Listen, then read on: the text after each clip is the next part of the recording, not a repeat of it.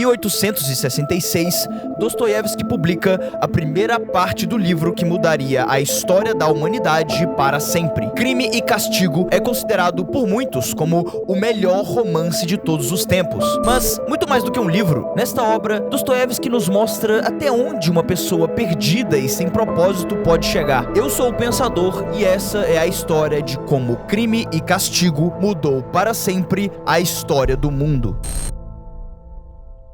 Pra gente poder entender todo o poder e a magia que esse livro causa em cada pessoa que o lê, faz sentido a gente olhar um pouco um momento específico da história de Dostoiévski, que foi quando, aos 28 anos de idade, ele foi condenado à morte, mas, no último segundo da execução, a sentença foi imediatamente mudada para trabalhos forçados. Sim, isso não é invenção. Realmente aconteceu assim, literalmente, que nem num filme. Esse momento da vida de Dostoiévski transformou pra sempre a vida dele, porque, pela primeira vez, ele teve que lidar profundamente com as consequências das suas ideias, suas ações e, em seguida, da sua própria morte. E esse é exatamente o contexto de Crime e Castigo. Alerta de spoilers do livro a partir de agora. Veja por sua própria conta e risco. 20 anos depois desse acontecimento, lá em 1866, a primeira parte de Crime e Castigo era publicada. Então, para refrescar a memória, ou para quem ainda não leu, o livro inteiro gira em torno de um protagonista, Raskolnikov, um jovem ex-estudante de direito, pobre e atormentado profundamente por frustrações, ideias e ressentimentos. No meio dessa confusão mental, o Raskolnikov desenvolve uma tese de que o mundo é dividido entre dois tipos de pessoas. Os comuns, que servem apenas para trabalhar, pagar impostos e seguir ordens. E os extraordinários, que possuem como se fosse uma licença da natureza para poder violar a lei a qualquer momento. Obviamente, o Raskolnikov, o protagonista do livro, se vê como um homem extraordinário e vai para a vida real testar na prática sua tese. Ele realmente consegue e acaba matando uma velha sacana e a sua irmã no meio do processo. Depois desse crime, durante toda a história, o Raskolnikov ele tem que lidar não só com a polícia no pé dele, mas com vários problemas pessoais. Por exemplo, o fato da sua irmã estar sendo obrigada a se casar com um ser humano desprezível, ver um conhecido morrendo nos seus braços diante de toda a sua família e filhos, as suas dificuldades financeiras e, claro, como eu mencionei, a polícia no pé dele o tempo inteiro fazendo perguntas e perguntas sem parar.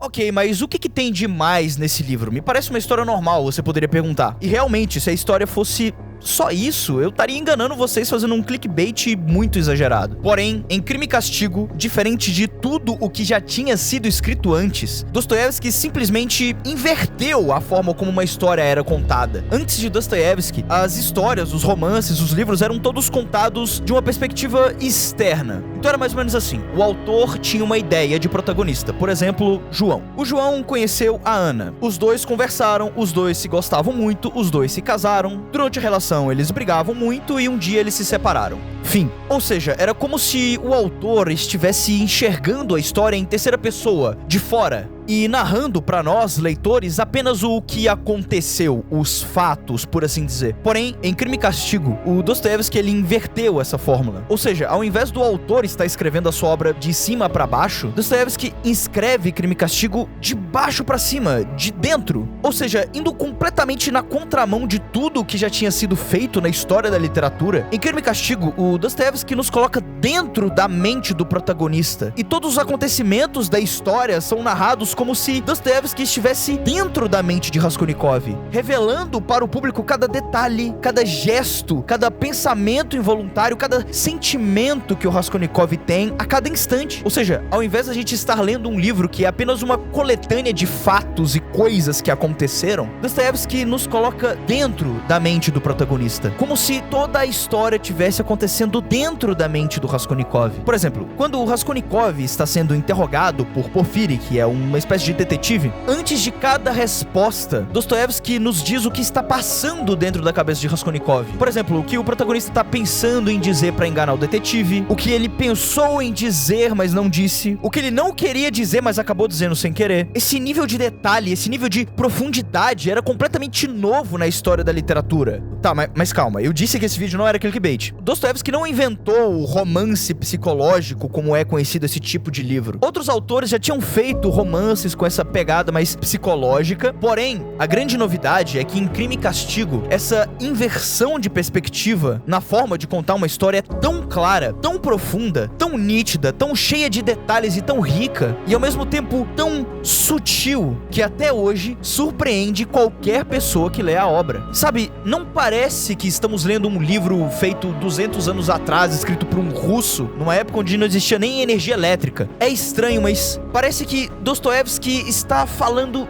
diretamente com a gente. Parece que, ao entrar na mente de Raskolnikov, Dostoiévski está, na verdade, entrando na nossa própria mente. Tudo que Raskolnikov pensa, sente, acha, faz, o seu jeito meio contraditório de ser e de pensar, tudo, absolutamente tudo, está tão incrivelmente detalhado que é impossível não se reconhecer em Raskolnikov, pelo menos um pouquinho. Não por causa das suas ideias amalucadas e esquisitas, mas por quem ele é. Crime e Castigo é uma daquelas obras que desperta dentro de nós uma coisa completamente diferente, inexplicável. Do mesmo jeito que um truque de mágica, só que de verdade. Até mesmo quem não tem o hábito de leitura, assim que começa a ler esse livro, fica completamente hipnotizado, atraído, fascinado, como eu também fiquei quando eu comecei a ler. Crime e Castigo é muito mais do que apenas uma boa história contada por um bom escritor. Ler Crime e Castigo é aprender que os demônios que acreditamos que estão nos outros e fora de nós, no fundo, sempre esteve dentro de nós mesmos. Nesse livro a gente aprende que a nossa sombra, que é tudo aquilo que a gente rejeita olhar dentro de nós mesmos, que o abismo que não queremos enxergar dentro de nós, quando olhamos para ele, nos olha de volta e nos convida para pular dentro dele. Raskolnikov em russo significa dividido entre dois lados. E é exatamente o que o personagem e nós mesmos somos. Duas pessoas, duas coisas, dois pensamentos e dois sentimentos, dentro de um único corpo. Quando a gente não olha para as nossas sombras e pensamentos mais sombrios, eles crescem dentro de nós sem que percebamos, e quando tomamos conta, já é tarde demais. Esse nosso outro lado ganhou vida própria. Pensa por nós, sente por nós e, pior, age por nós. Nós meio que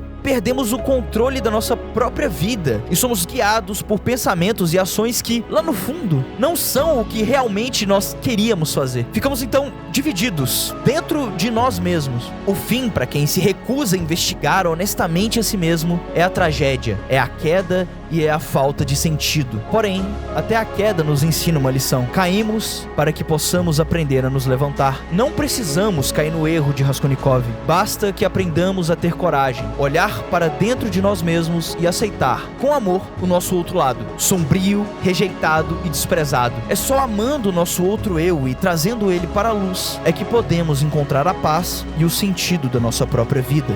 Muito obrigado e até o próximo vídeo.